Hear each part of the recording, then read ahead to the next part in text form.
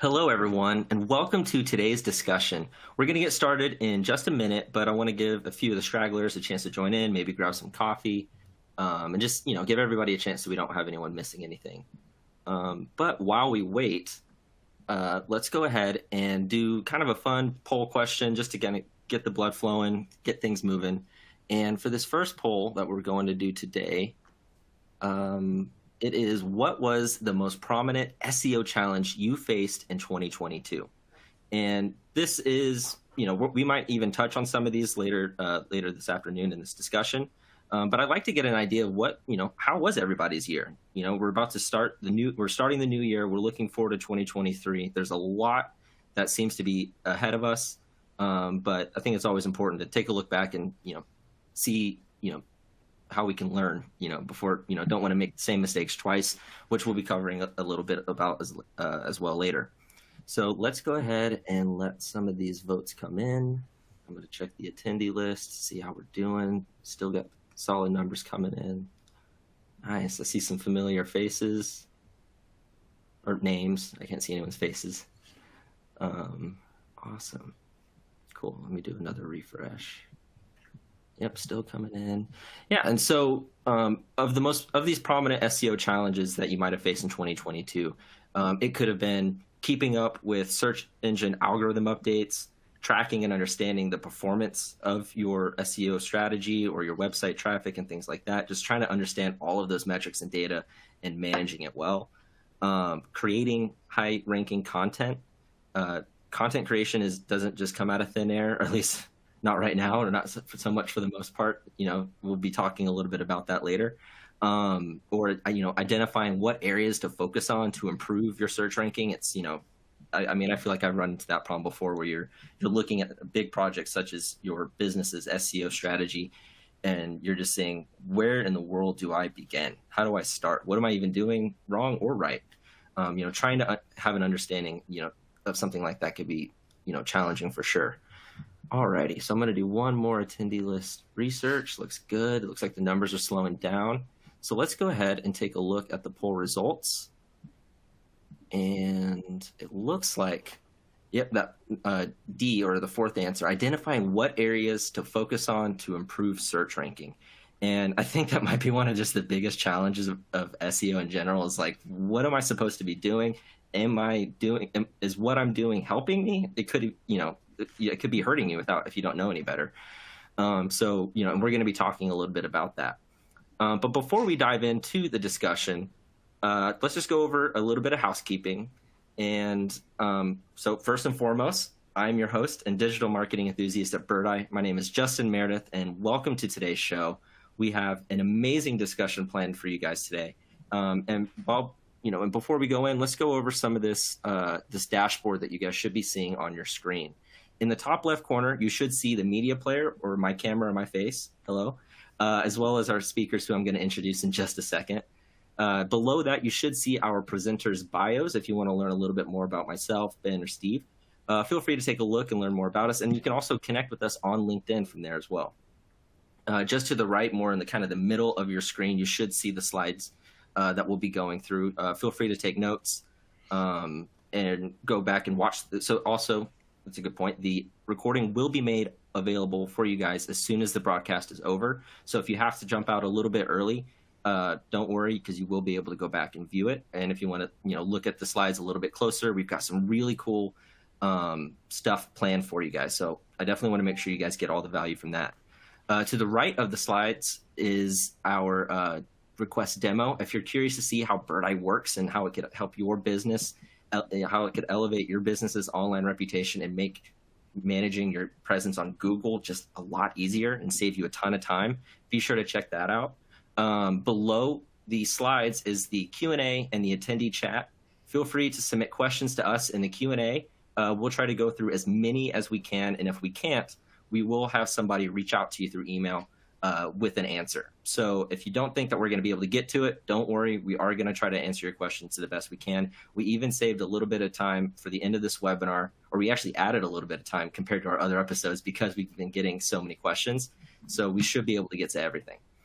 Below, just to the right of the Q&A, is the attendee chat, and this is like a comment section. So feel free to drop in, say hi, make any kind of comments, ask questions, just really kind of hang out. And then to the top right of your screen is our related content. And this is really cool because what we're able to do is provide you guys with some awesome content, guides, and assets that you guys can use to help with your SEO and your online reputation strategy and journey. So the first is the Reviews to Revenue Masterclass series. This is a 4-part webinar series that actually, I think, Steve, you might have been on the first episode of this one, where we basically break down everything that you need to know and what you need to do in order to develop, build, manage, and grow a strong online reputation. It's packed with all kinds of stuff. So the link in there, the top link, it should take you to a landing page that has all of the episodes, as well as our ebook / guide type of thing that kind of is like a textbook for the masterclass series. It's really, really cool and comprehensive. We've gotten, comments from people who attended these live, who, have told us, it's like, hey, these guys, this has been super helpful. We've been able to implement some of the strategies already, and we're seeing results. It's been really, really awesome. So I definitely recommend checking that out. It's all on demand, so you can watch it as soon as you're done with this webinar today. And below that, we have our February webinar already up and planned, and it's 8 ways to get more Google reviews in 2023. As we're going to learn a little bit more, we're going to have a lot to go through when it comes to Google and Google reviews. And so, with this next webinar, it's going to really focus on what you need to do to bring in more reviews, but not only just bring them in, but respond to them, well, in the best way possible, so that you can maximize the impact of those reviews, as well as managing all of the data and actually using your reviews to make smarter business decisions. And then below that, we have our SEO local search checklist, which is a really helpful PDF type of guide that you can print out and use to kind of do a self-audit or a self-evaluation of your business's online presence or your kind of your SEO strategy. And has all the checklists, has all the materials that you need in order to set yourself up for success. And then lastly, be sure to follow us on LinkedIn. Our social media manager, Jody, just a shout out to her. She posts some incredible content. Just about everything on there is meant to help and educate and basically help you guys be better at being online with your business. Essentially, is kind of it's the simplest way I could put it. It's a really cool.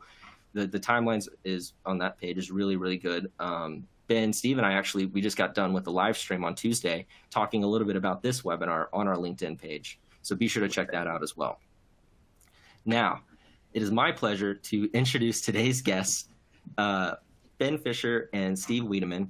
First off, Ben is one of only a few certified Google Business Profile Diamond product experts in the United States. Really, I'm just happy that you're here, Ben. Excited to talk to you again. You've been on the past few of these local search expert series webinars, and it's been an absolute blast. So as Ben, Ben's been helping businesses grow their online presence since 1994.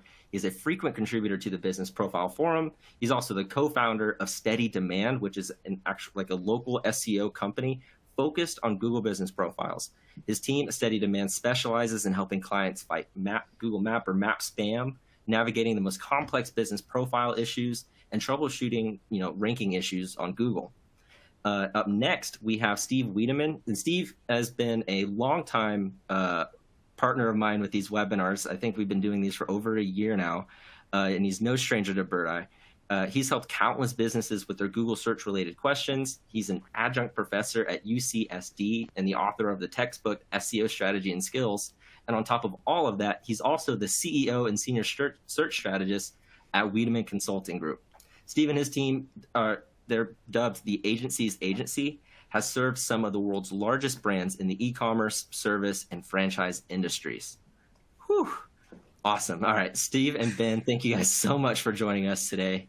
That was just a mouthful. I'm glad I got through that part so we can actually get to discussing today's topics. How are you guys doing? This isn't about us. This is about the people who are listening. So yeah, let's get to it. Thanks for Awesome. having us, Justin. It's always, Yeah. as always, it's a pleasure to be with you, and of course, my good friend Steve here. And like Steve said, yeah, it's not about us, right? I mean, you can find about us online anytime. It's really about answering everybody's questions. So let's do it. And that's what we're here to do. And we're here to talk about 2023, and we're also going to take a look back at 2022. So as we jump into this discussion, let's take a look at the agenda and see what exactly we have planned. So first, like I said, we're going to look back at 2022. We're going to see how the landscape of local SEO has evolved and changed over the past 12 months. Then we are going to look forward to 2023, and Ben and Steve are going to provide their bold predictions for the new year. Then we're going to talk a little bit about where Google Business Profiles are headed, because as we've been seeing, Google Business Profiles has started to evolve into your business center for Google, which makes sense. But it's been, Google's been, bolster or beefing up Google Business Profiles and their capabilities for the past few years now. And so we're going to talk about what direction those are headed in. Then we're going to cover some SEO myths, and then we'll end it with some tips and takeaways, and then go into a Q&A session. Now, let's go ahead and get started. And the first thing that we're going to do is take a look back at 2022. And 2022 was an eventful year for SEOs. And a lot of the newsworthy events and things that happened in 2022 are going to carry over into this year. But one thing is for sure, though, local search is as crucial as ever. 46% of all Google searches include local intent. That's about 1.6 billion searches per day have some sort of local business intent to them. So let's take a look at some of the highlights from this past year. And just a heads up, this is not the entire full highlights. There's so much that happened in 2022. We would need a 5-part series to cover everything, at least. But these are some of the key highlights that we think made strong impacts on local businesses across the board. Ben and Steve, if there's anything outside of these you want to add in, feel free. But we can go ahead and go through. And so the first one I want to talk to you guys about is Google's Webmaster Guidelines is now Google Search Essentials. And Google has a tendency to kind of change the name of their things. Like we had the Google Business Profiles. They change their names to things all the time. Can you tell us a little bit about the Google Webmaster Guidelines, or at least I guess now the Google Search Essentials, what they are, kind of what they do essentially? Ben, you can go first. Actually, Steve, I was going to say you go first. Sure. Well, like you mentioned, Justin, they're changing things all the time, and one of the ways that you can keep up with all these page changes, despite whatever name they change, is setting up an alert, and it's really easy to do. I like to use a tool called Visual Ping, Visual Ping. So whenever there is an update, like even this morning, there was a very slight update to Google's SEO starter guide that's been out there for years and years and years. And it's great because whenever there is an update, I'll get a little email. We'll say, this page has changed. Here's what changed. Because that way I don't have to kind of study the page and go, gee, I wonder what's different, right? It actually tells you, here's the text that changed. Here's the image that changed. And it's a great way to kind of keep up with what's going on. For local businesses, I think it's really important to look at those local search guidelines. I know, Ben, you pick up those alerts for that page, so you're always on top of it, and I love following your posts on Search Engine Land and all the great places you write. So that's been, I think, a really critical part for any business that's looking to keep up with the changes that are happening and not be caught by surprise. If every day you're looking at your rankings and the search results and you're number 3, and then all of a sudden one day you log in and you're gone, what happened? Well, you would have gotten an alert that maybe there was a new field that you could have added, or that you could have filled out. Maybe a checkbox you could have hit for open 24 hours or virtual consultations available. So I think the guidelines, despite whatever name changes they happen to make, are just something everyone should follow. Now, here's something else I've noticed that people don't do. They read, they go, that's interesting, they talk about it, and then it goes away. But if you're a smart digital marketer and you're running digital marketing for, an enterprise, or maybe you're an agency, what I like to do, and this is how I got started in SEO, is I create little checklists off of everything that Google says. We have a checklist for content, right, where we look at content guidelines from tech and writing styles and so forth. We've got a checklist for technical items that you'll find in web.dev. Everything that we learn that they share that's new goes into this checklist, so that when we're doing our audits every year of how we're performing, we don't have to go through pages and pages of guidelines. Instead, what we do is we extrapolate all that into a beautiful little checklist, and we just kind of go through and check boxes. So I would say the one thing that's if anything that I would pay attention to beyond name changes is, getting those alerts so that you know when something changed, and two, taking all of that and putting it into a spreadsheet or maybe even just a Google Sheet. Yeah, I will say with this one thing. I mean, right, with Google Business Profiles, I mean, they've changed that name now. I think it's like 4, maybe 5 times. Google Base, Google My Business, Google Local Plus, Google whatever. It's like, but the interesting thing is like with this last name change and how it kind of relates to this is that, we learned internally from Google, right, in our discussions with them, that they use basically 2 aspects to decide if they're going to change a name. And that is basically looking at Google Trends, number 1, globally. And then they'll also do tons of user group studies with people to understand kind of what people are calling it. And the goal for them when they make these name changes is to just make it as simple and as easy to understand for the guy who is a plumber. His job is a plumber. And if he looks at it, he goes, okay, Google Search Essentials. Well, okay, that makes sense, right? I'm not a webmaster. It's a Search Essential. So that's always something to keep in mind. And people get all crazy when they make these name changes. Of course, we as webmasters, right, marketers, we get crazy about it. And we're like, oh God, we have to memorize this now and change the way we're talking about it. But in reality, we're a minority when it comes to Google's ecosystem as marketers. So they're always doing something for the user. And also, but Steve, did you know that Google's quality rater guidelines were also changed? Which is actually our next bullet. We get into some of those extra add-ons to the EAT. Exactly. Awesome. And Steve, while you were talking about that first bullet point, we had somebody jump into the attendee chat, and they were asking what the name of that alert tool was. Oh, Visual Ping, P-I-N-G. Visual P-I-N-G.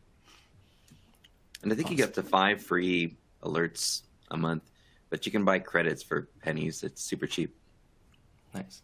Awesome. So, yeah, so let's I keep going. actually use that tool also for specific products that are out of date. I have a favorite beer that I follow on a site that is the only site that actually sells the beer online. And so whenever it goes from sold out to not sold out, I get an alert and I jump in there and get my favorite drink every year. Nice. So it's kind of a fun tool. That's awesome. Yeah. Awesome. So the next one is EAT is now EEAT, but the new E being experience. Ben, you want to break down that, and then Steve, you can go. Yeah, sure. Or vice versa, whichever way. Yeah, I mean, well, so EEAT is, and Lily Ray actually wrote this really wonderful article on Search Engine Land about this. I'll give her a shout out too. Yeah. And she also includes all the quality the quality rater guideline updates as well. It's a really, really well done article. And I'll admit this is like the area that I'm weak in. So, but it's about experience, expertise, authoritiveness, and trustworthiness, right? So, I mean, at the end of the day, it's being a very transparent kind of brand, I guess you could say. But if we look at what people want and what we want from search in general, is we want to learn from people who have experience. We want to learn from people who have expertise, right? And that are authoritative. They know what they're saying. They believe in what they're saying, and ultimately are trustworthy, right? And they're not just saying things for the sake of business or for the sake of or whatnot. So it's about education. What's your take on this, Steve? It's almost 170 pages of a guideline. One of my clients actually asked me to come in and spend the day with his senior SEO, and we spent an entire day reading through nearly 170 pages of these quality guidelines in a day. And it was really interesting because there's no direct correlation to that the third-party quality raters who are looking at these individual listings that go directly into a change in a position of one of those listings. It's really more about them getting feedback from that third party to adjust rankings at scale, right? So you don't have to worry about, hey, if my page doesn't rank, a quality rater is going to look at it and demote it. That doesn't happen. It's never going to happen. right? But it is about them sharing with the search engines, what they're noticing and where the patterns and trends are, so that they can adjust and get better at the quality of the results. So don't worry about the quality rater guidelines from is someone going to manually look at my site and pull it out of the rankings? That's just not going to happen. On the side of what we should be paying attention to, and they talk about all sorts of things in this novel, things such as your money, your life. So if you're selling a product or a service that can have an impact on somebody's health, right, or on their finances, like significantly, not a $10 product that you would buy, but something that would be a big financial investment, they're going to put a little more scrutiny on that, and they're going to look for specific things. We remember there was this period where SEOs were calling an update a medic update, and they kept coming back and saying it's not a medic update, even though we know it affects mostly healthcare websites. It's not a medic update, but it really was. And I know Lily talked about this quite a bit as well during a lot of the talks that she's had around EAT. But what we did was we simply reverse engineered those sites that were performing well after this big update. And of course, all these new changes that they're making are really more refinements to a core shift in how Google's looking at results. So by reverse engineering the top pages, we found a site, Healthline, and it came up almost 85% of the time when you're searching for anything healthcare related, where prior to that you would have got like Mayo Clinic or something else. And what we found in that research was they were specifically stating whether the page was fact checked or not. And you can do a search for maybe any kind of keto content, right? KETO, keto benefits or something. Look for the Healthline page that shows up. I don't know if it's still number 1 or somewhere in the top results, but study that page, and what you'll notice, other than the fact check little icon that they have and some expertise mention of who the doctor is and why they're certified, or the expert and why they're certified to be able to talk about that topic. But they did some other really interesting things too. In the page itself, they when they linked out with more like footnote links, number 1, number 2, number 3, versus keyword links. The keyword links were all for internal content. And I thought that was really interesting, because now they're not having to worry about keyword cannibalization by linking out to a website and giving that vote to somebody else with the keywords they want to appear for. They're using all the keyword-rich links to benefit their own content and to link to their own content. I thought that was super interesting. But the EAT side of it, we looked at multiple factors. Number 1 was that fact check was number 1. 2 was the ability for the user to be able to search the site. 3 was contact information available. If somebody purchased or bought from you, is there contact information? Is there return refunds, policy information? Is all that information available? So if a customer had an issue or a problem, they can get an answer to it quickly. So the search feature, the contact, other things that we noticed too had to do with privacy policies, which I thought was interesting. Because that's never really been a ranking signal yet. If you don't have one, Google Ads will disapprove your ad and not really tell you why. And then you add back a privacy policy link, and suddenly your ads are going again.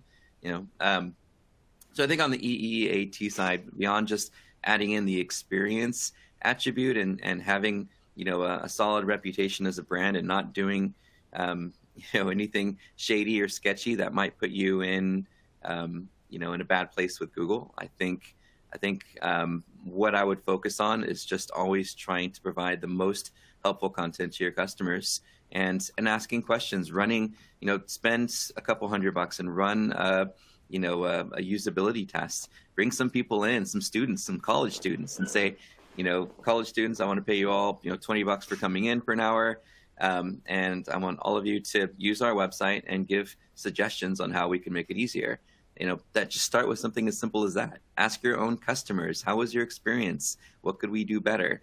And then take all that feedback, run a pivot table to see the most common things and make those updates, or even test them first to see how it improves how long they stay on your site, how likely they are to convert, and more importantly, whether they leave or not. Because at the end of the day, regardless of how relevant your content is and how popular you are when other websites are linking to you and mentioning your brand, if users aren't selecting you in the search results, or worse, they're selecting you and then returning to the search results and choosing a different final place to stay, that long-term search behavior signal will tell the search engine, say, maybe this wasn't a very helpful listing because it didn't stay very long. And that's what this is really about at the end of the day, is keeping them on our website and not having them go back to the search results and choose a competing listing. Because enough of that behavior over time, as it's being recorded by Google and Bing and other search engines, is a signal that, hey, this site might not have been very helpful. So that's my take on the EAT side. If you want to read the guidelines, you can do that, but there's plenty of summaries about it. We mentioned Lily Ray's article. You can just do a really quick search for Lily Ray EAT and see tons of incredible content. If you want to get the most recent, just change your filter in the tools option in search to say the last 30 days, and you'll get the more recent updates. But if you're more interested in that, Lily is the expert for sure. Nice. And I posted a link to the article that she had written about that as well in the attendee chat. So if you guys want to check that out after the webinar, you definitely can. I highly recommend it. She does have great breakdowns of how that stuff kind of just happens. Yep. It's crazy. And she's a rad DJ too. Trust is king. That's all I can say. I mean, there's an awesome explanation of EAT there with Steve, really was. But yeah, cool. Nice. And I do have a writing guide, checklist. We're talking about checklist before.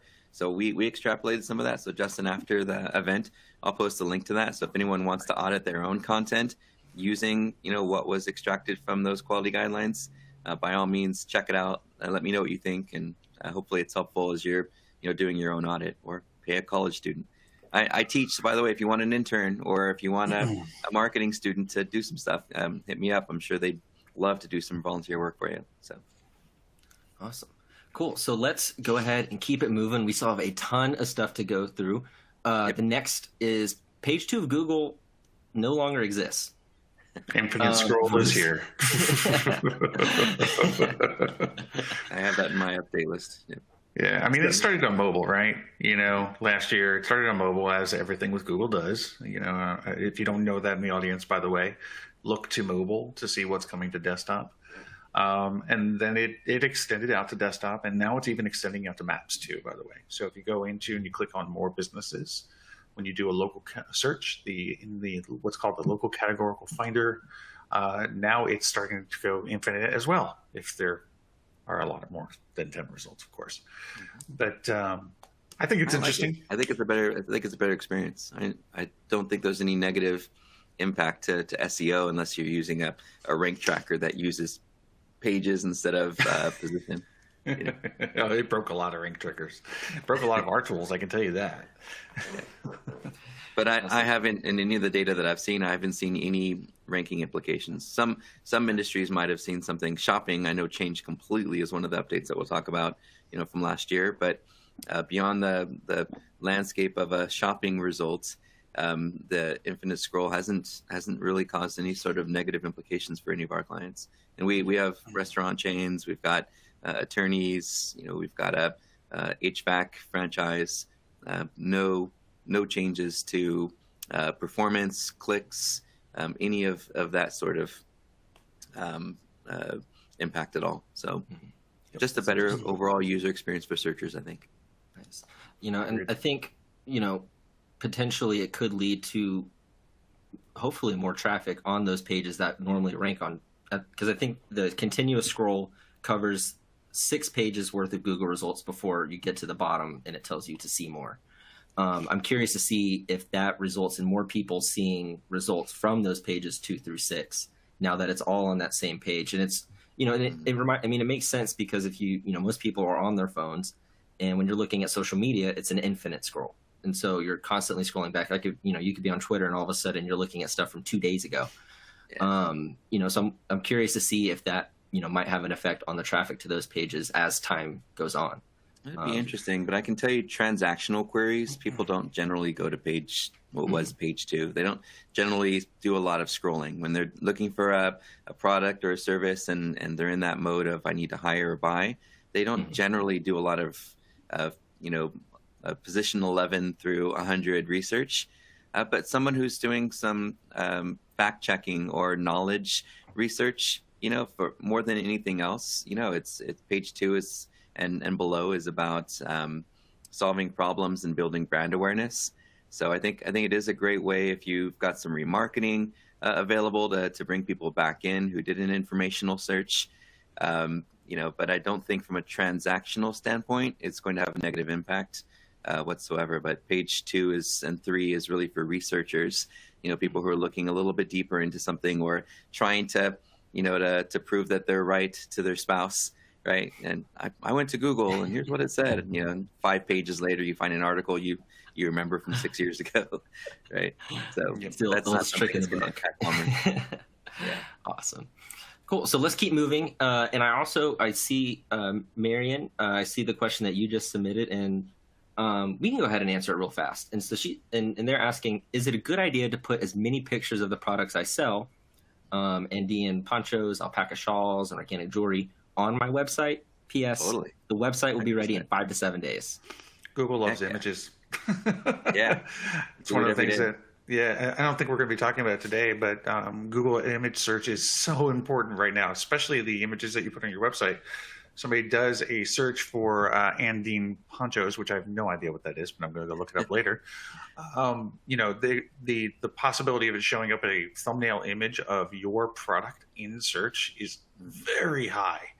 So we're visual creatures. Do it. What do you think, Steve? 100%, and it's actually one of the topics I was hoping we get to today, because the AI behind it. There's an actual, and Justin, I shared this with you before the event today, and you're more than welcome to socialize those links as well. But I did this fun little Google Maps amplification write-up of kind of some things that you could do. And one of the things is to take your image and drop it into Google's image recognition API. And I honestly didn't even know they had this technology till Mike Blumenthal introduced me to it with the group he was working with called AirCam, who's now partnering with everyone, to provide Google image verified, what's the word I want to use? An image verified platform. So in other words, you take your picture of pancakes and you drop it in the Google recognition test tool, and it says there's about a 70% probability this is pancakes. So you take your camera out, you take another angle, and then you upload it again. It says this is about 90% probability this is pancakes. Like, that's my image. I'm going to upload that image, and then 2 weeks later, somebody performs a search for pancakes near Anaheim or whatever, and then your listing shows up in the maps, and lo and behold, there's your 90% probability image of pancakes right there in the SERP. It's really, really exciting, and it's fun to see how, without old school image optimization, file name, metadata, alt attributes, captions, all those things that we used to do, with Google image recognition, you don't need to do those things anymore. You just need to make sure you've got a really clear, high definition, high quality image, and bam, you're there without any of that metadata. It's really exciting. And I imagine this helps with Google Lens searches as well. Yeah. For when users I don't know what this is, I'm going to put a picture of it. I do this all the time with bugs and plants. Like, is this spider poisonous in my apartment? And I'll do Google Lens, and I'll try to find it online. Yeah. And so I think, that would probably help on that side of things as well too, right? For sure. Yeah, I actually, I actually know quite a lot about this topic. I'm involved in a project called Image Ranks, which basically taps into the Cloud Vision API, right? Which is what AirCam does. And it's really quite interesting what you can do when you actually run it through the tool and you pull out basically the semantic entities, what they call labels, from it. It will identify you're wearing glasses, the type of shirt you have, the text on your shirt, everything like that. And Google's indexing all of this data. And then you can even input even more type of metadata. And then when you put those images on your website, Google's going to actually read all of that. But anyway, that's about images.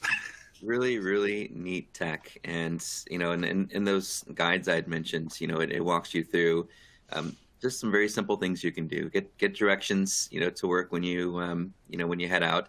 When you get there, take some pictures, maybe even just one a day of something you haven't taken a picture of before.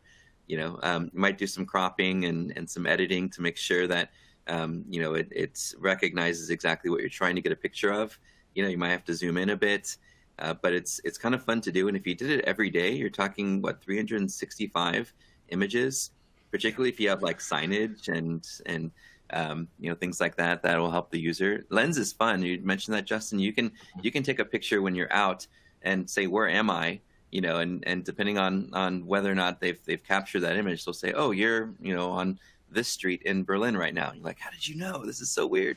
Lens is a really fun tool to play around with for sure. And that tool that would kind of give you the percentage chance of these pancakes are pancakes, is that image ranks, or what was the name of that? Google image recognition tool. Google image recognition tool. Awesome. Yeah. So we received a question about that, so I just wanted to make sure we covered it. It's free to play with.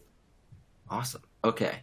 We love it. Now the next two things, we have changes to Google Business Profiles and AI and machine learning. We don't need to touch on these right now because we're about to jump right into those, so we can go ahead and keep the ball moving. I want to make sure we save enough time for Q&A and open discussion with any of the other questions that the audience, anyone here may be submitting.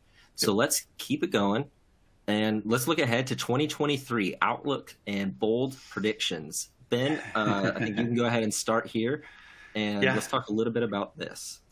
All right. So for those of you who are not familiar, that image right there was actually created with Midjourney. It's a Discord tool that creates AI, basically images based on a huge data set. The images are really, the images themselves are bold and beautiful. The prompt that I used to create this was an AI Googlebot reading Google search. And that's what it came up with, basically. And I put in a whole bunch of modifiers as far as prompts go. But I'm be honest, I like the one of Justin better, Ben. yeah, we're going to show that one too.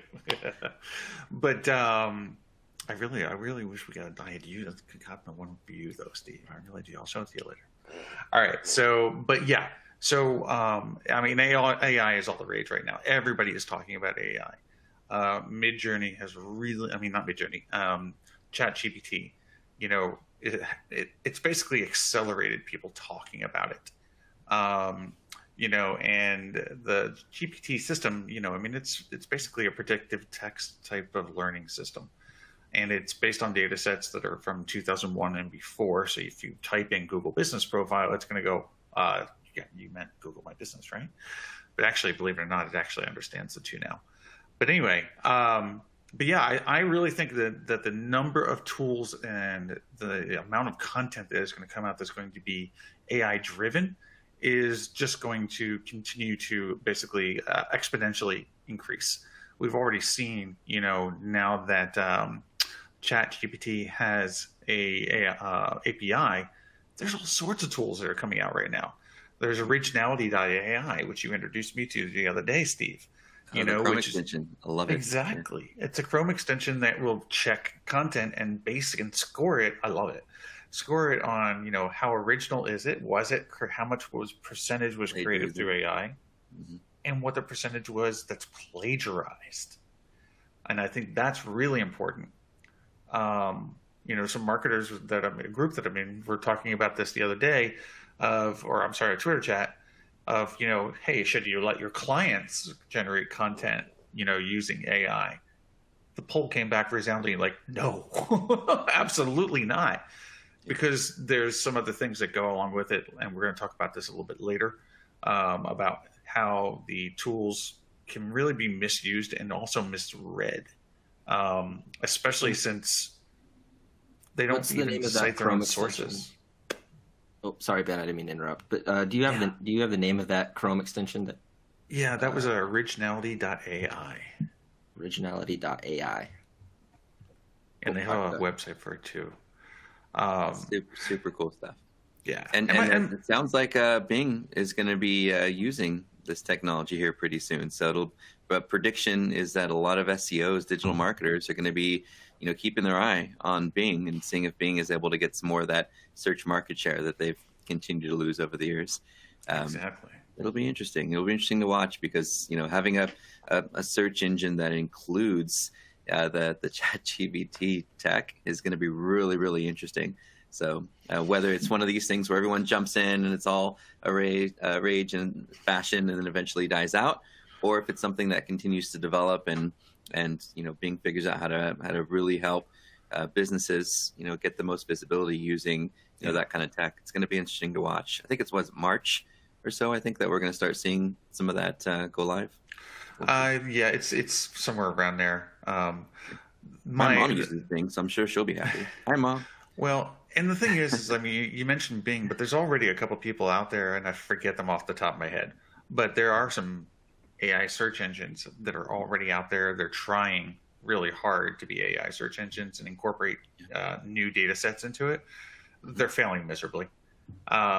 You know, and I guess another prediction I would have, which is more of a short-term prediction for this year, and that is that if ChatGPT does not fix some of their problems, it's going to sputter out and die real quick, and somebody else is going to come along and figure something out.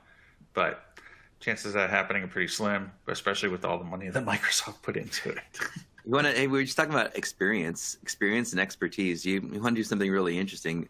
The other day, Ben, you posted on Slack. You said, hey, Chat CBG, write me a table of contents for a book on local SEO.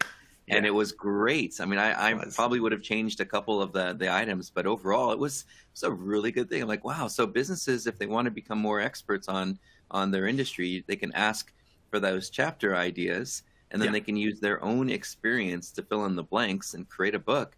And when someone says, why should we hire you? You can say, well, we wrote the book on it, and it's self-published, that thing. And now you've got some, expertise and, experience to show your customers that you're the best at the job because you wrote a book. And if you don't know what to write it on, ask Chat GPT. Exactly. Yeah. No, I mean, and at the end of the day, it's like Chat GPT is, I think is great for coming up with ideas. You see people doing Excel formulas, or writing Perl scripts. Brett Tapke wrote a Perl script with it, WordPress plugins, all sorts of things markup. Schema markup, breadcrumb markup, all of that. I mean, it can't scrape your website, but if you put it in the URL, it'll take the URL and extrapolate it. So can it be a time saver? Heck yeah. If you're going to use it for writing, do you need an editor? Oh, yes. You absolutely need an editor. Anyway, that's my predictions for AI for this year, where I think we're going to get into some more examples, though, going on. All right. By the way, that's Super Justin. There it is. Look at that. That's amazing. And Henry Cavill just retired from DC, Justin. So there's an opening. Right. There's an opening. So if you're from from DC and you're watching this and you need a new Superman, I'm your guy. Might need some CGI to help with those muscles, but I'm happy to help. And so we were just talking a little bit about being an Apple, expecting to make big moves from that, with an AI type of search engine. What do you have a little bit more on that? I'm really anxious to see Applebot hit our website. And it's been in the making for several years now. They've been working on their own, specific search engine beyond just what they've been doing with Siri. So, and now that with Apple Connect, I know Ben's going to talk more about that, but they're being more open to businesses being able to manage their own business information, where previously you had to use a platform or a data management provider to even get your business into Apple Maps. So now they're being more open about it, and they're trying to, I think they're trying to broaden, what their reach is with businesses. So. Everyone's excited about it. It's going to be really, really interesting to watch. For me, I'm watching on the website to see if they're going to actually create a competitor to Google and Bing with their own Apple search. And if people are going to be going to some Apple search site to search instead of Google, that'll be interesting to watch. But on the local side of things now with Apple Connect, you can go in, edit your business information, add a lot of really helpful information, and it'll be interesting to watch. Bing, we just talked about how they're integrating the AI here pretty soon. So that's going to be really exciting to see, especially because we really don't hear about Bing very often. And I think competition's healthy. It'd be nice to not see, Google have all the market share, and, to have a second opinion on results and be able to go to a different search engine with completely different results, to find more ideas for, what you're looking for, whether you're shopping or, doing an informational search. I can talk about the second one too, but I want to hear what Ben says about Apple Connect. Oh yeah. So first of all, Apple Business Connect. Okay, yeah. Who would have thought ABC? Just saying, alphabet ABC, right? Is it a little bit of a dig? Maybe. Yeah, I think so. Yeah. No, but seriously, so let's just take a look at a couple high level things here. Is number one, I used to believe that Google Maps was all the rage until I got an iPhone, and I love Apple Maps. I will be the first person to say that, I guess. I don't know. I do love Maps. With the Apple Business Connect, the feature parity to Google Business Profile Management Manager is amazing. Actually, they've gone ahead and they've integrated so many things that they've taken. I would say they've taken it basically from Google, and it's in there. And then what they've done is they've done deep connections into the Apple ecosystem. So with all of those things to be considered, I think that's going to be a huge move. Now, the thing that Apple Maps or Apple Business Connect it doesn't have is support for service area-based businesses, which Google does. Yes. Google does it kind of well. I don't know if Apple's going to actually adopt that or not, but if they're looking to take that market share, they're going to have to figure out how to. I could tell you a real easy way they could do it, Ben. They could make the listing URLs indexable by Google and show up in Google search results with Apple Maps listings. But yeah, there you what go. do I know?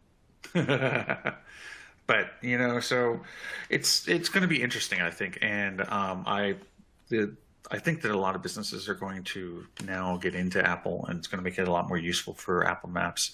The only thing that's kind of concerning to me a little bit is that there's no recurring component to it. There's nothing to continually optimize and do. It's kind of you go in and you just done it. You're done, basically. So I'll be excited to see if they actually start doing things like, adding things like posts and things like that to it as well. Something to keep an eye on for sure. Oh yeah. The next one that we had in line was the semantic web piece. Was there anything else you wanted to go on with regards to Bing or Apple, Ben, before we move on to this one? Because this one's kind of nerdy. Yeah, unfortunately, Justin, where are we doing on time? We've got 14 minutes. Yeah, we do have the time booked for a little bit more than that, but I do want to save time for questions. But we could probably skip over a couple of things later on. Let's definitely talk about semantic web, though, because this is a fun topic.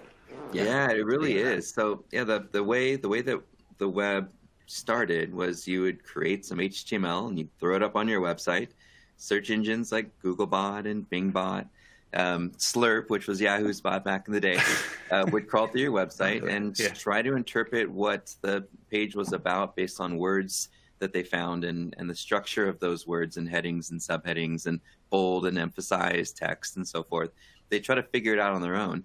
And then this whole idea of structured markup came out, where we could define, what a page is about, what sections of the page are about. We can say this is an FAQ, this is a video, this is a product page where somebody can purchase. And yeah, search engines are smart enough to figure it out on their own, but what if you could define those fields in a way that they could literally database them and say, okay, you've got a product on this page and here are the product attributes. Or if you're writing an article about a specific topic and it's got 5-10 subtopics, and Google's looking at those subtopics going, are you talking about this or talking about this? Thanks to structured markup, you can say this thing, right, mentions this word, and this is what this is about. And you can basically say this word means wikipedia.org/this word. And they go, oh, so when you're talking about cars, you're talking about the Disney movie because you went to wikipedia.com/cars movie or whatever it happens to be, not just talking about cars as a vehicle. So it really allows webmasters to help structure their pages so that search engines can fully understand the meanings of the words and the elements that are on those pages, ergo the semantic web. And with Google's knowledge graph, which they created as a way for them to understand, when someone says a business name, that becomes, I hate using the word entity because it sounds so nerdy, but it's what Google's using as an entity in their version of what might be Wikipedia, right, in their knowledge graph, so that when somebody performs a query, they can look in their database and say, okay, what entities do I have for this? All right, this one matches with that, and let me try this result and see if users respond to it.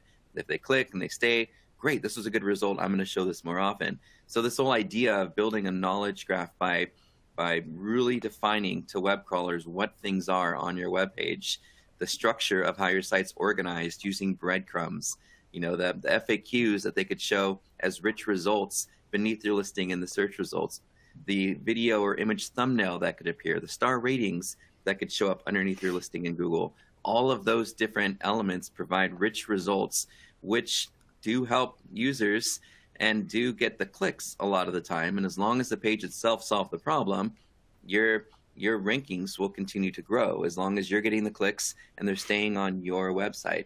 So I love this idea of the semantic web. And I think in 2003, as we're all getting smarter as marketers, as small businesses and local businesses are getting smarter with how they're managing their website content and how content management systems themselves are getting smarter, I think we're all going to be paying more and more attention to it. I met some folks while I was at the G50 Summit last year from WordLift, Word L-I-F-T, and I took a look at what they were doing to create a knowledge graph to help search engines and to help users.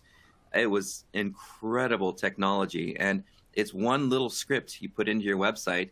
Then you log into the system and you start defining what things are, right? And then you click publish, and it does all that structured markup coding for you. Super, super smart tool, very cool technology. And I absolutely have seen enough data between what they've showed me and what we've been testing that I know that using entities and so forth are a benefit to SEO. There was one site in particular we were looking at for one of our clients last year. It was CBDFX. And if you look at their product pages, and there's an extension I use in Chrome to really just take a sneak peek at the schema. It's the SEO Pro extension, and it's by Marketing Syrup. And if you install this little free extension and you click on the schema tab when you're on one of CBDFX's product or category pages, you can see the amount of entities that they've specified within their markup.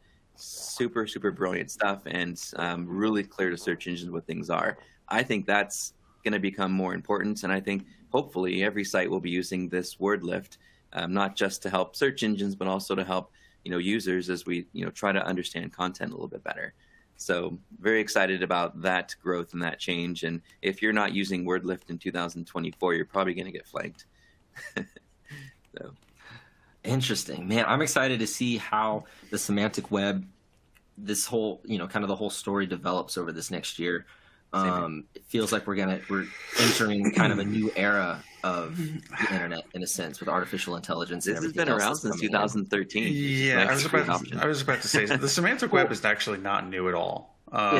It started with Hummingbird in 2013, and Google's been indexing and gathering data. Exactly. It's actually strings to things, right?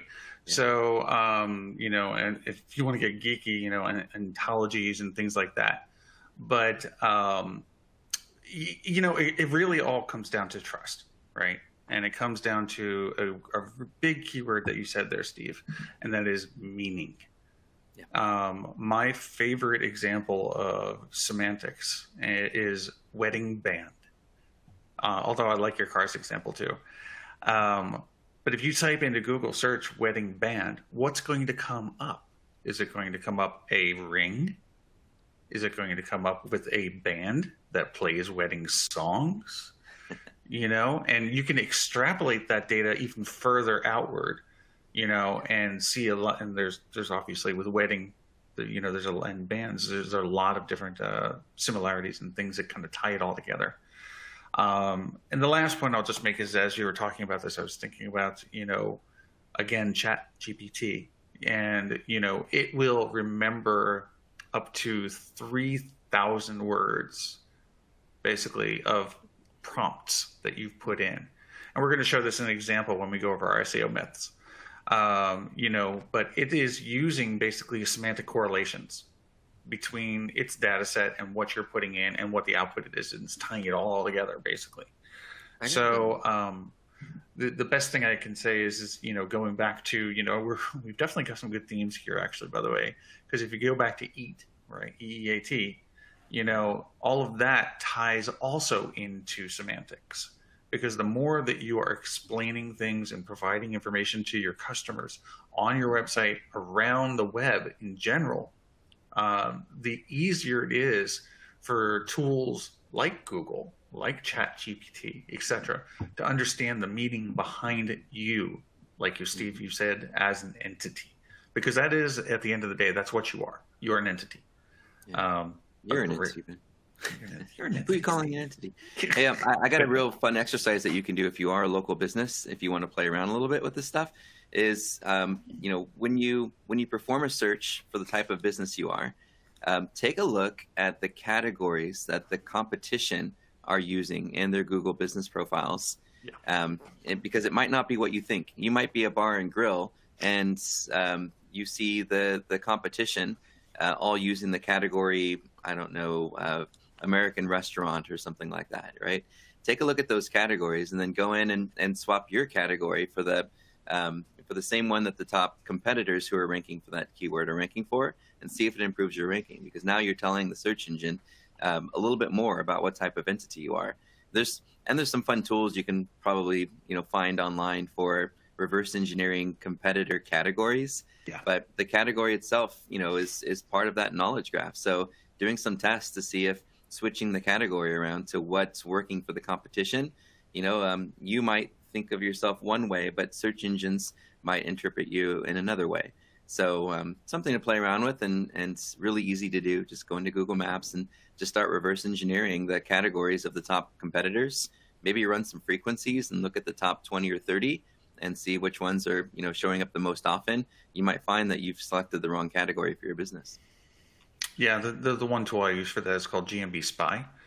There's another. Yeah, GMB Spy. It's a Chrome extension. It's free. You just click on it and it tells you the category and the subcategories. You can also use a tool called Plepper, P-L-E-P-E-R.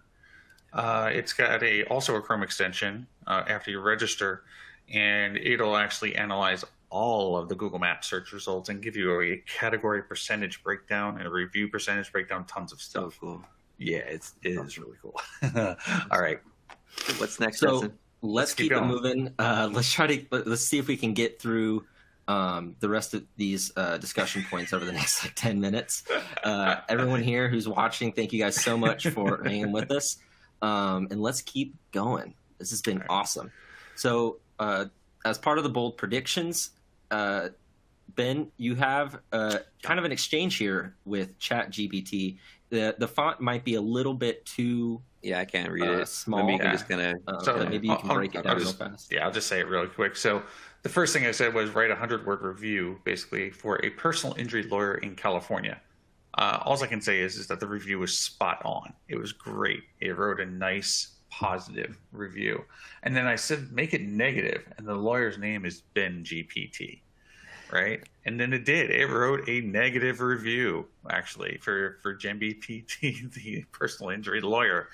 So, so it's kind of interesting how it can be actually used for something like that.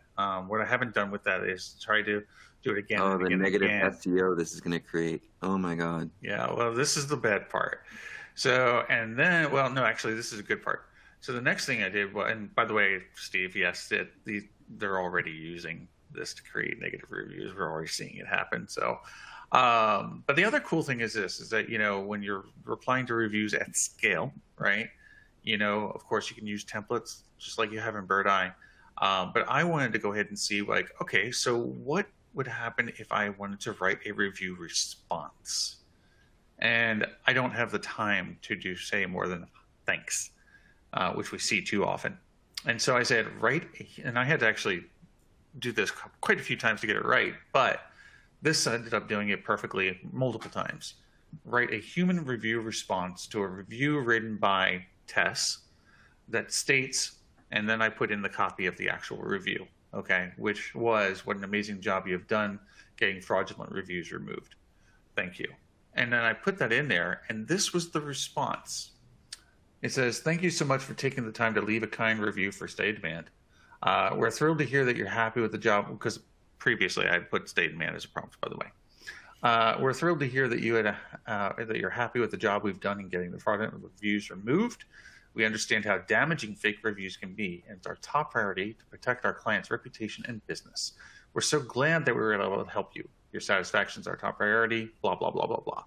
So that is just a good example of, oh my God, that's a great review response, and I didn't have to write it.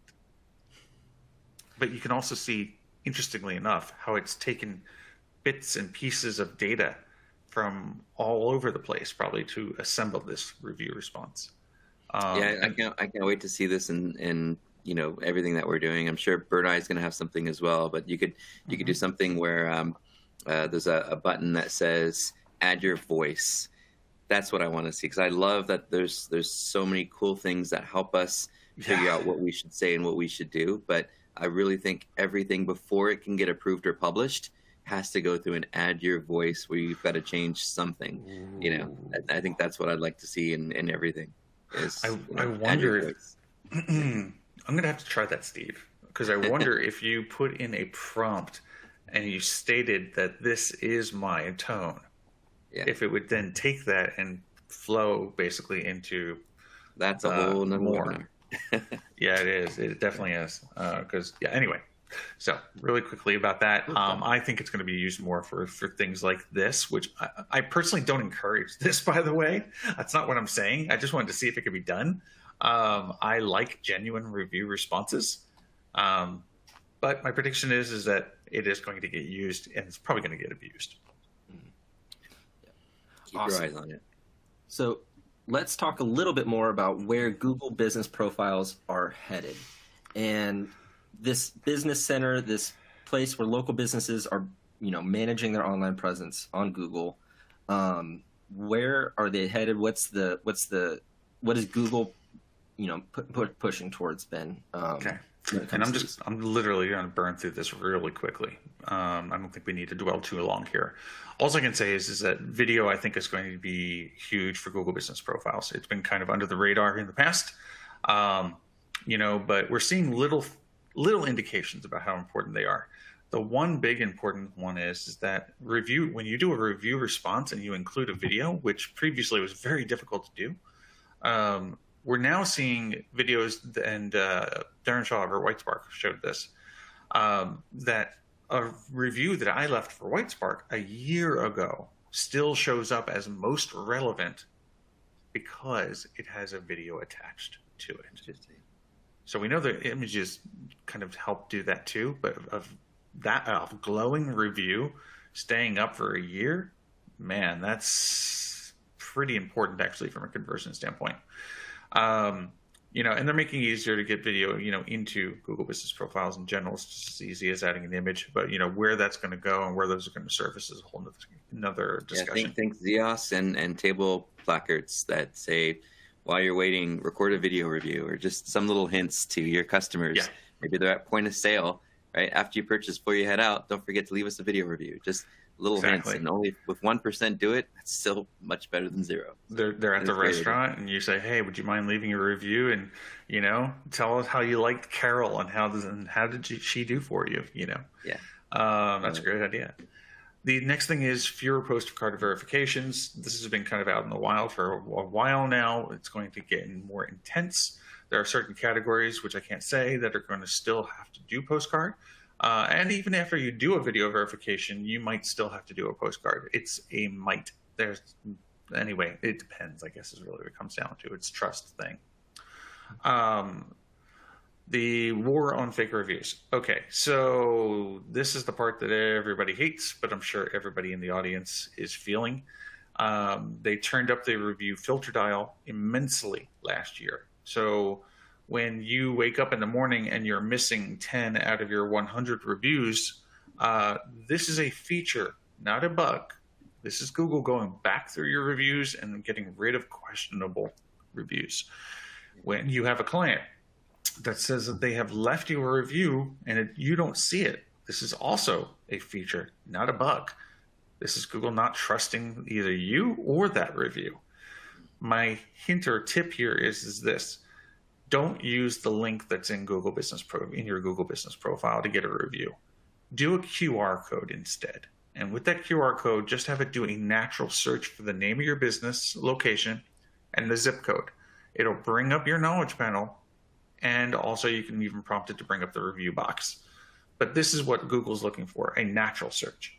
Even though they provide you that link. But when they do that, the chances of them getting filtered is extremely high. The only thing I will say is this, is really quickly, is if you do have this kind of problem, especially with the new review ghost, which is what we were just discussing, you can always make sure, I want to encourage you to make it a part of your business practice, is to gather screenshots of reviews from your customers. Also, you can do screenshots of the email notifications for those reviews. Why do you want to do this? Because if they are gone and they're legitimate reviews, which of course you're going to say, everybody says, they're always legitimate reviews, which most of the time they are, you can come to the Google Business Profile community, you can start a thread and provide those screenshots, and then we can actually ask Google to find them. It goes through the trust team. They will go ahead and look for the review. They will find them, and they will gauge them, basically see if they're fake or not, or if they meet a certain type of criteria, and then they will restore them. So very important to do that to combat this. And Steve, why don't you go ahead and let's talk about updating listings. Oh yeah, that's a big one.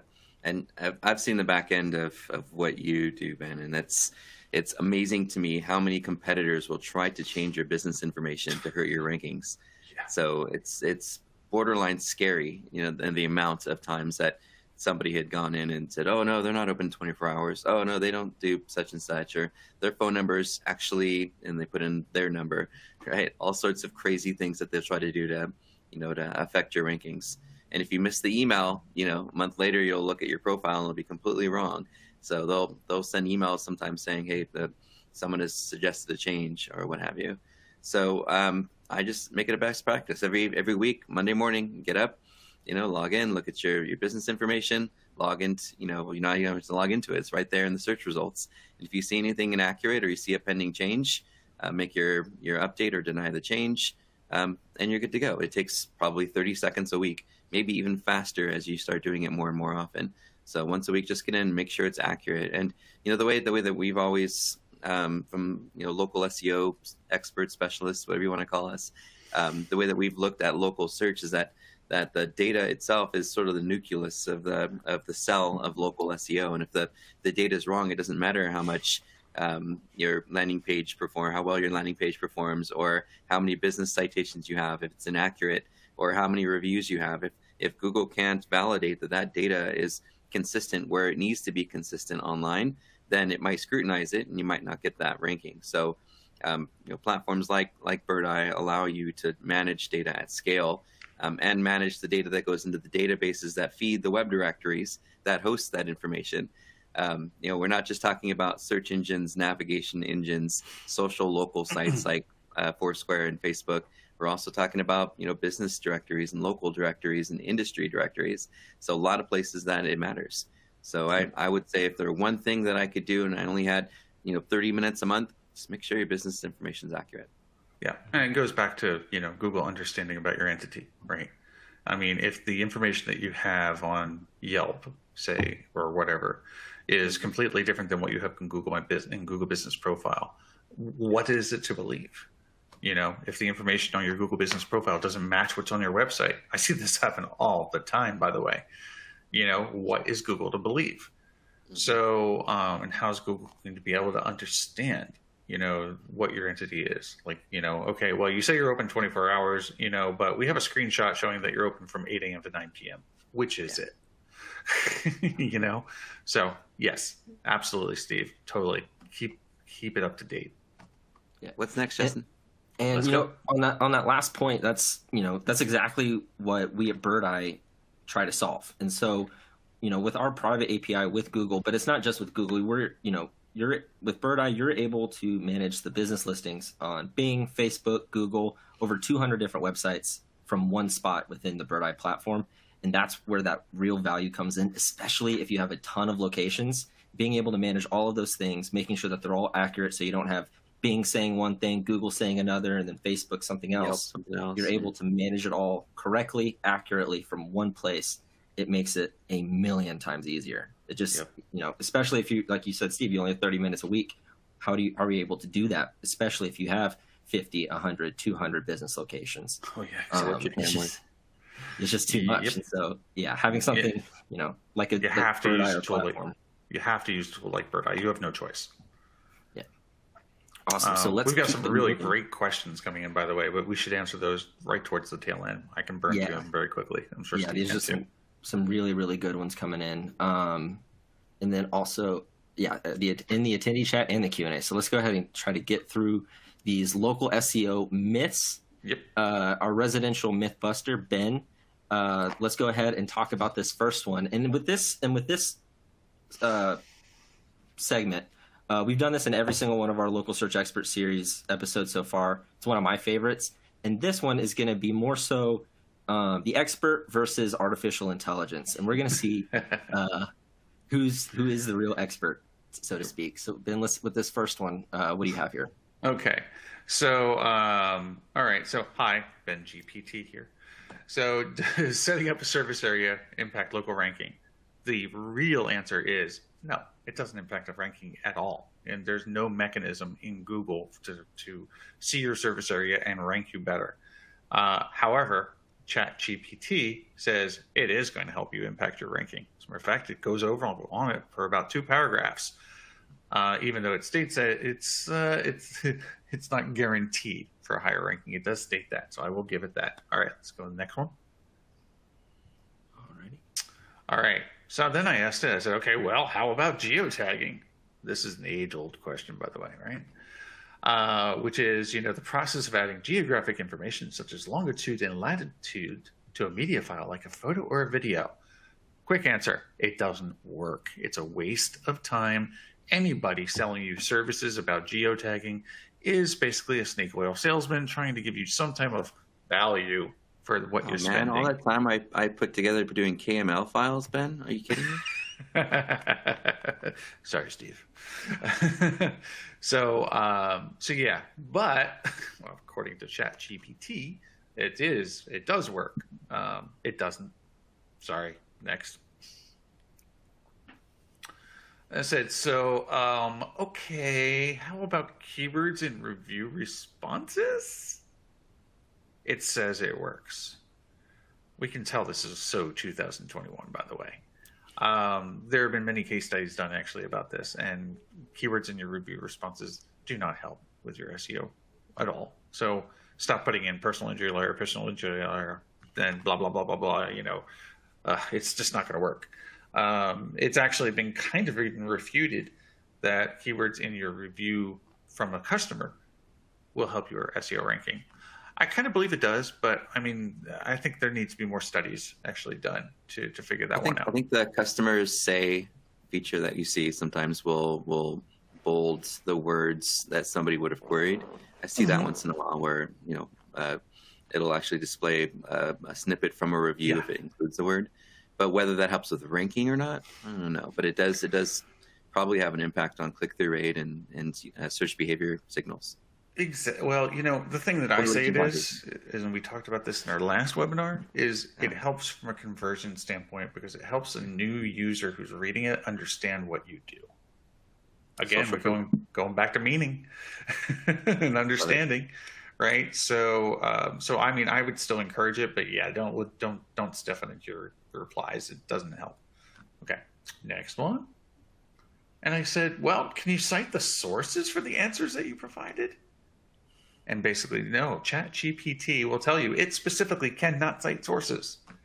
There's another example that I did on Twitter where I was asking it what EAT is, and then I asked it to cite the sources, and it spat back a whole bunch of sources, one from Neil Patel and one from Rand Fishkin.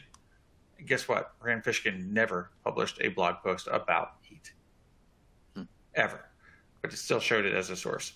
So be careful if you're going to, when you're looking at the moral of the story here is just be very careful with ChatGPT because it's not 100% accurate, and it's not using sources for that they can cite. And so that's a problem. Not your SEO expert. Yeah. Exactly. Trust your SEO expert, right? Okay, cool. I think that was the last one. We actually have one more. Oh yeah. I said, what if I told you these do not impact ranking? And it says if the information provided that Google stacking, setting up a service area, geotagging, including keywords, it's basically spat it all back out.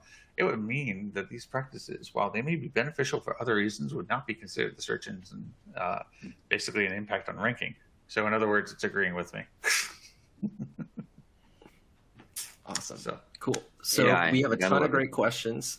And before we do, let's just do a quick run through of the key takeaways and a couple of tips.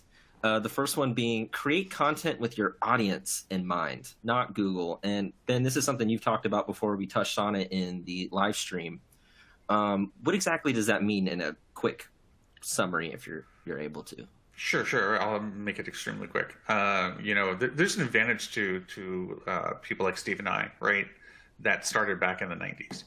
And when we started back in the 90s, there was no Google, in 94 specifically.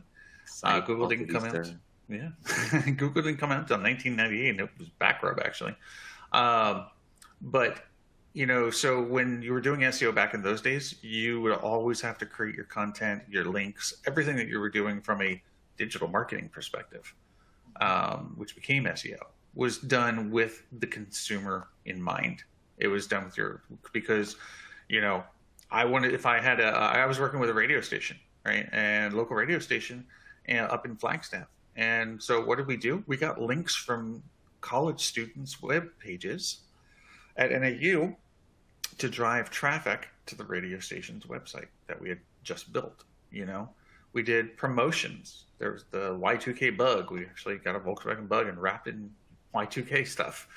But this was done to build traffic and to build interest in the brand itself. All these things end up working for SEO. Is the point, really. So create it with the people in mind, and Google will follow. That's really what it comes down to. I got one good example for you. We had an attorney who did a local event, and he gave away helmets to students as Helmet Safety Day. Right? I don't know if it was one of those national calendars or whatever, but nice. Decided, hey, let's do something for the community. Let's do a free helmets for kids giveaway, and we'll bring people over to the office. We'll have some snacks and do some things.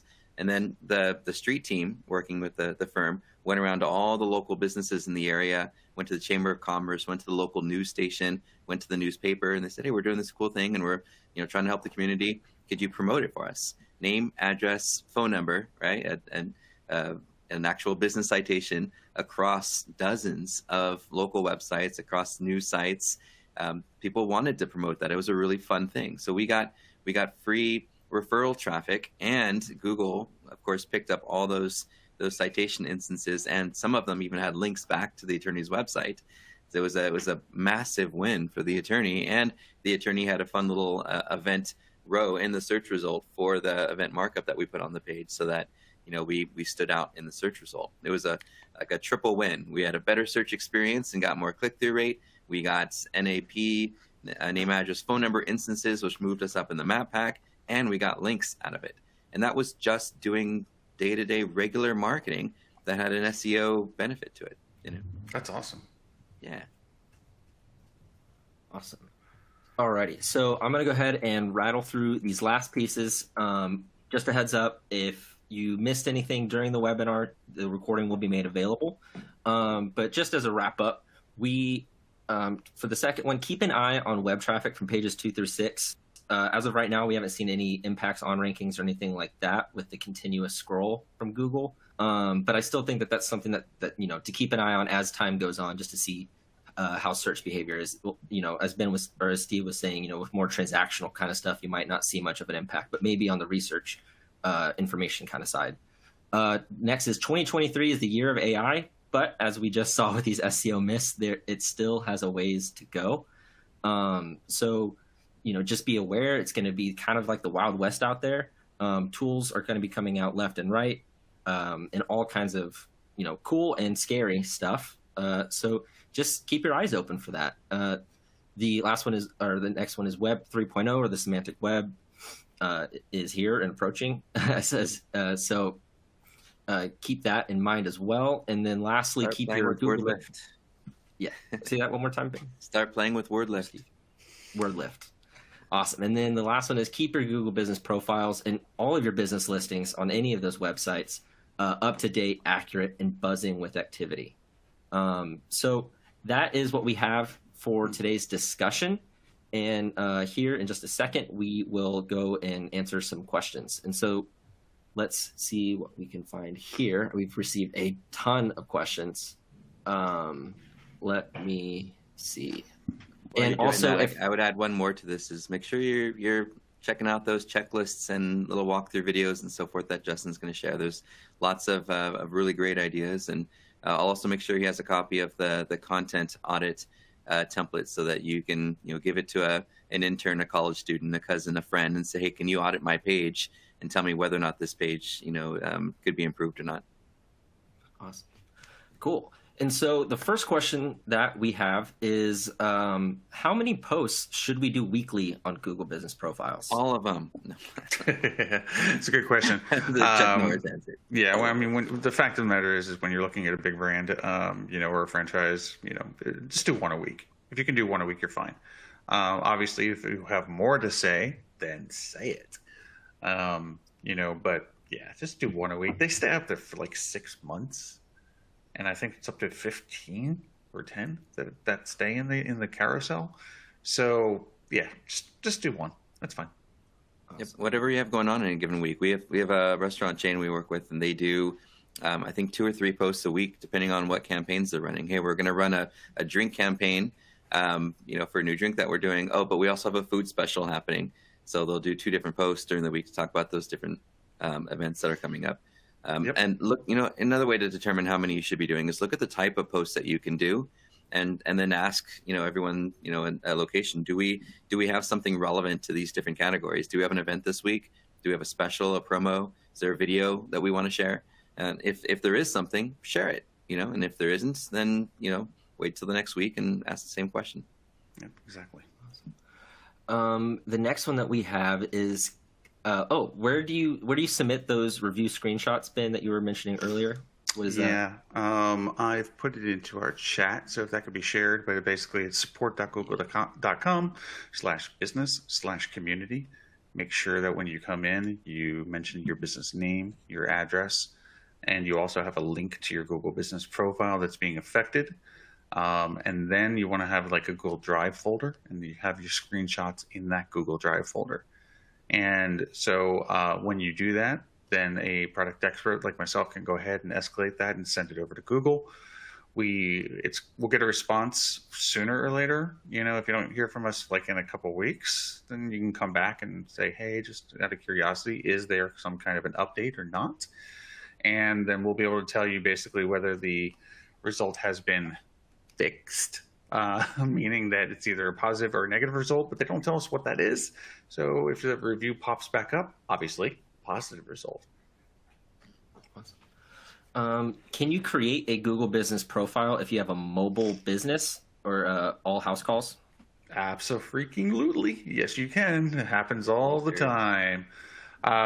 Yes, absolutely. A service area-based business, like you're running it out of your home. Basically, you're running it out of your home. So your home is your office. What you will need, and a lot of people don't do this, what you will need is like a utility bill or a business license registered to your home address. You're not showing your address, but you need this for Google, because if Google ever suspends you, guess what? You need it. And if you don't have it, it's going to take you like 30 days to get it. So you're going to be down for 30 days. So, yes. Great question. We've got another one here, and I don't think we're going to be able to get to all of the questions that we're receiving right now, but we will have somebody reach out and provide an answer. So no worries there. This next one we have is, how different does your content creation have to be between platforms? For example, an update on Nextdoor versus Facebook versus your website's blog. Does it hurt your ranking if they're all the same update? I don't know. I think from a duplicate content standpoint, you're your page with that same context might get omitted from the search results because it's too similar to what you have somewhere else. I think every platform kind of has its own audience. So I would look at what's working for the competition. What do you see in the results? It's working for the competitors, and then cater your strategy around what the audience responds to best. For example, it's kind of a weird one, but we have a watch company we work with, and they really wanted to grow their Instagram followers. That was a big thing for them. So they studied the competition to see how users interacted and how often they interacted with types of content. Was it a lifestyle image, or was it a close-up of a wrist and a watch? What was it, that really got the most engagement? And then they tested and they catered their strategy based on what they saw getting the most engagement for the competition. I don't think you ever need to guess at anything because there's enough successful businesses out there that have already sort of paved the road for you. All you have to do is figure out what's worked for them and then do something a little bit better. I know we're out of time. I just want to say, if anybody has a Google Business Profile question that they really need answered, like the last question that we have is like a really, really important one. But if anybody does have a question, feel free to just reach out to me on Twitter, the social dude. My DMs are open. You can just go ahead and pop me a question. I'll be happy to answer. Or if you just want to email me, that's fine too. You can reach me at steadydemand.com. So just wanted to throw that out there because a lot of good questions here. Yeah, we've received a ton of great questions. I'm still going through them all. And we even added extra time for this episode, like 30 minutes more than our previous ones. And we're still running up to the end here, which is good. I mean, I think it's much better to have so much to talk about. That we might just have to do a second part to this series, kind of a sequel. So that is all of the time that we have today. But before we go, be sure to register for our February webinar. The link is in the related content tab. Thank you guys so much for joining us today and for sticking with us for so long. I know it was a little bit longer of a session, but hopefully you got some great value out of it.